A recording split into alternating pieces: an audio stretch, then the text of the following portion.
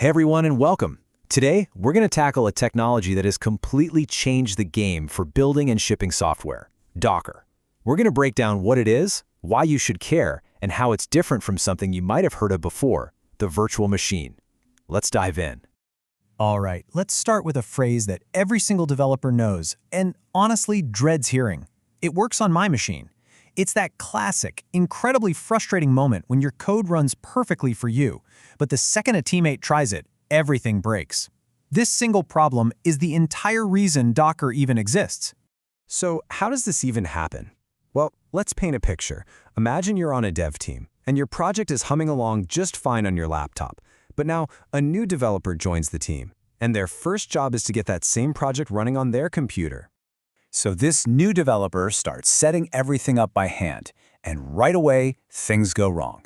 Maybe they install a newer version of Node.js, say version 20, when the project actually needs version 16. Boom, error. Or maybe they're on a Mac, and the original developer was on Linux. More errors. It's this whole cascade of problems, version conflicts, operating system differences, that leads to total chaos, not just between developers, but also when you try to get your app running on a production server. And this is where Docker swoops in with a truly genius solution. The idea is simple. Instead of trying to rebuild an environment on every single computer, what if we could just package the entire environment up and ship it around as one single thing? And that single thing is called a container. I want you to picture it like a self-contained box or a little bubble. Inside that box is your app's code, sure, but it also has every single thing that code needs to run. The right version of Node.js, the specific libraries, all the tools, the whole shebang is bundled together. And that means your application will run the exact same way no matter where it is. So what makes these containers so special? Well, it really comes down to three things. First, they are super portable. You can literally package up your environment and send it to your teammates. Second, they are incredibly lightweight, which means they can be built, started, and stopped in just a few seconds. And third, and this is a big one, they're isolated. This means you could have one project that needs Node.js version 16 running in one container right next to another project that needs Node.js version 20 in a different container on the same machine, and they won't interfere with each other at all. Okay, to really get how this all works, we need to talk about two key concepts: images and containers. They're connected, but they are not the same thing at all.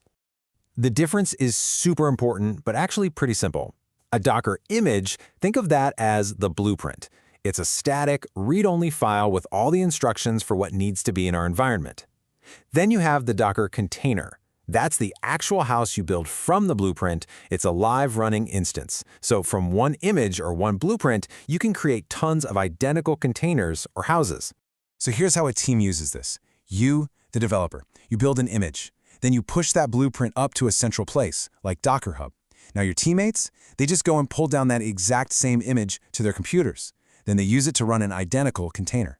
See, everyone is working from the same blueprint, which guarantees that everyone's environment is exactly the same.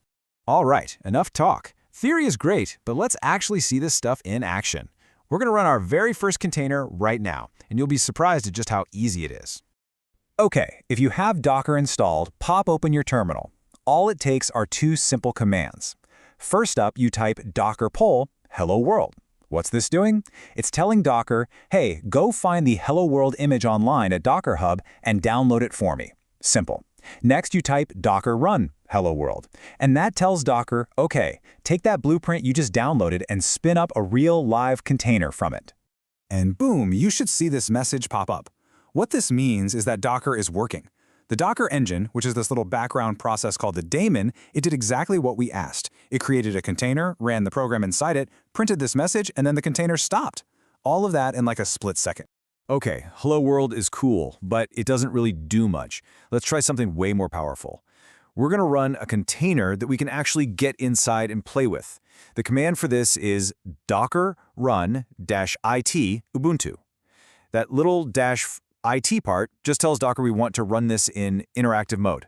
And check this out. Your terminal prompt, it just completely changed. This is huge. You are no longer in your own computer's command line. You are now literally inside a brand new, totally isolated Ubuntu operating system that's running in that container. You can create files, install software, anything you do on a fresh Ubuntu server, and it won't touch your main computer one bit. So seeing this, the big question that pretty much everyone asks is, wait a minute, How is this any different from a virtual machine, or a VM? Because on the surface, they sound really similar. And you know what? That's a totally fair question. I mean, both technologies let you run these isolated environments on a single physical machine. But the way they do it is completely different, and that difference changes everything. This table really lays it all out. Let's start with a virtual machine. A VM virtualizes the hardware. It pretends to be a whole new computer. That's why it needs its own complete guest operating system, its own kernel, the whole 9 yards.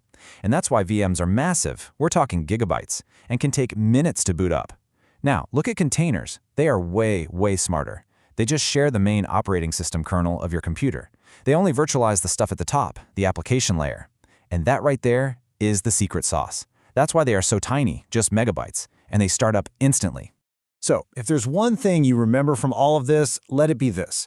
Virtual machines virtualize the hardware. They pretend to be a brand new computer. Containers virtualize the operating system. They create a little isolated space on the computer you already have. It's a fundamentally different approach, and it's what makes containers so incredibly fast and efficient. So let's bring this all back home. By packaging our apps into these standard, portable containers, we finally solved that it works on my machine nightmare. And when every single developer's environment is identical, all the way from their laptop to the production server, just think about what that makes possible.